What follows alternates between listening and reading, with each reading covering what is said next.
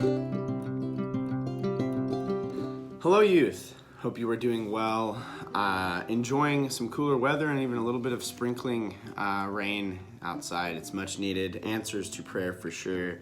It's your midweek encouragement video. And as I'm recording this, and probably as it is coming out, our Casa de Fe team is landing in Portland. So welcome home to those who are on the trip. We're excited to see you again this week and to hear about your trip. Yeah, it's going to be good. I'm going to dive right in and I'm going to share some things coming up in youth, but we're going to be in Proverbs chapter 3, starting in verse 21 this week. And I want to say that sometimes like we have a lot of distractions. Probably not sometimes. You hear that and you probably go, no, like every single minute of every day. And the other thing that especially if you interact with any sort of political or news, anything, you realize that truth, this idea of what is real, very much seems to be up for grabs. What is right or wrong is kind of charged. It is taken sides and lines are drawn. And then distractions, things that are supposed to be distracting, are used to get us to care about those things and figuring out that truth and right and wrong less. And these distractions and this idea of making wisdom or what is true out of things that are foolish and just not real, it seems to be like the economy of our culture.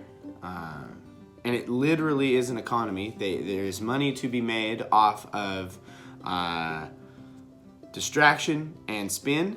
And today what we're going to look at in Proverbs is the teacher of Proverbs seems to understand this idea even in their time. And so as Ecclesiastes tells us there's nothing new under the sun, I think this was stuff that they were dealing with at their time. People were putting spin on what was real. And sometimes the distractions of the world made you care less about figuring out what was right or wrong. And so Proverbs 3 verse 21 says, "My son, do not lose sight of these.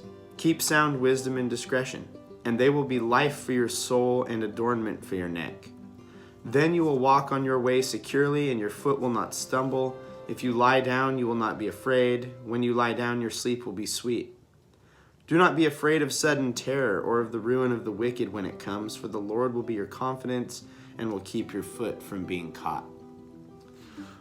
So right off the bat, the teacher, assumed to be Solomon here, says right out of the gate that we are encouraged not to lose sight or not to lose hold of these things. And he says that those are sound wisdom and discretion.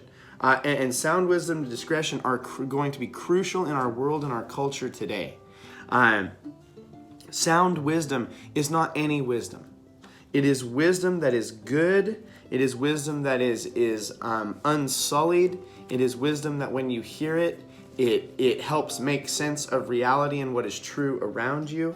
And it is an agreement with who God is and what God has done, and what is actually at work in our world, this sound wisdom. It's sound because it's good and it's not damaged and it's not negatively impacted, and it stands out.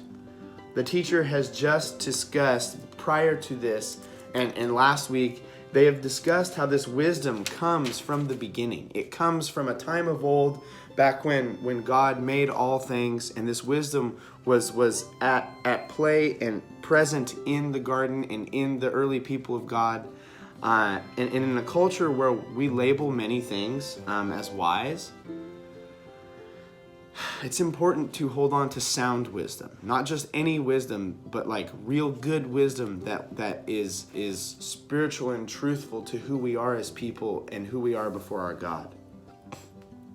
Discretion then is the ability to determine that sound wisdom. It's the ability to take what you hear or take what you experience or what you see and have discretion and to put it through the lens of the Bible, of God, of Jesus, and come to a full understanding of how that thing plays out in reality. And then after we use that discretion, we pursue the wisdom of God after we have put on those correct lenses. As always, the teacher doesn't give us these instructions with no goal. He doesn't say, well, don't lose sight of sound wisdom and don't lose hold of discretion, and then just let you say, like, yeah, just go. They give us tangible reasons about why we ought to. It says that it will give you a refreshing life. And it looks pleasing to those around you. People will look at this and it'll be like a breath of fresh air to people. It's like, dang, like they just don't seem to be bothered by all this. Or if they are, their hope is in something else. It'll cause us to walk and live secure lives that aren't just on the whim every time something. No, we're secure in our hope of a better life in Jesus through this interaction with our God. And it can help address those anxieties and fears that we have. Everybody has anxieties and fears. And this security that we can experience in Jesus can help begin to address some of those things in our lives. When we're faced with sudden terrors or the things of those who pursue wickedness, the teacher says our confidence is in God.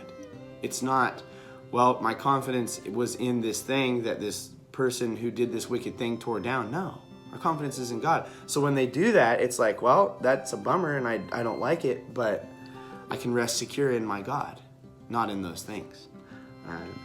This sound wisdom and discretion builds our confidence in a trustworthy God.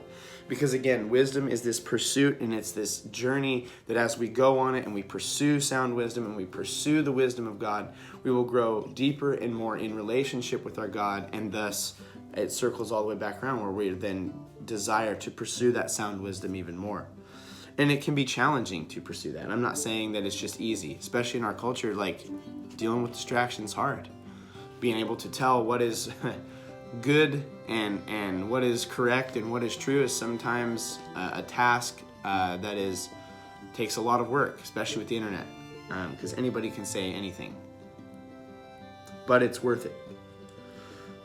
The culture says what you feel is wise or good is.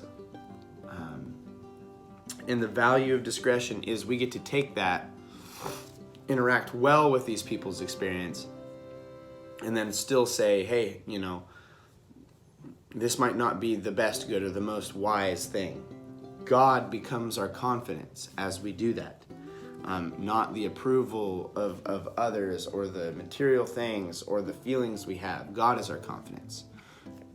And so I would encourage you, especially as some of y'all get ready to jump into school here in the next couple weeks, take to heart this idea that God is your confidence. That God, as your confidence, gives you the ability to pursue sound wisdom, to weed through the things that are said as true, and have discretion in those things. And if you're moving into the young adulthood stage, you're going to need this all the more. Because it never ends. And so my challenge would be for you to get into God's Word and begin to pursue that sound wisdom so that way we can begin to grow in the confidence of our God more and more. A couple youth things. We're going to be, this week is our Bullwinkles trip. We're excited for it. Get excited. It's going to be a blast, and I hope that it is a good end of year, end of summer celebration for y'all as y'all look to school in the coming weeks. And then we're going to take a couple weeks off of youth group. You'll still have some midweek videos and you'll still see me from time to time, but we will not have regular youth group on Sunday nights for 2 weeks. And then we will be back on September 19th with our kickoff fire pit. And so I hope you guys are getting excited. We got a bunch of stuff planned and ready for fall. And so, yeah, we're going to hit the ground running, and we are going to be jumping into, I talked about those lenses that we see things through. We're going to be talking, when we come back in September, we're going to be starting a worldviews series. You guys said you wanted to talk about religions, and we're going to do that, but we're going to do it through this perspective of worldviews and how y'all are going to come into contact with different worldviews, and we're going to talk a little bit about how to interact with those in a respectful way, but in a way that still holds the Christian theistic worldview as what is real. And so yeah, I would just challenge y'all to dig into the Word. Look forward to seeing you guys Sunday, if not sooner. Love you guys. Take care.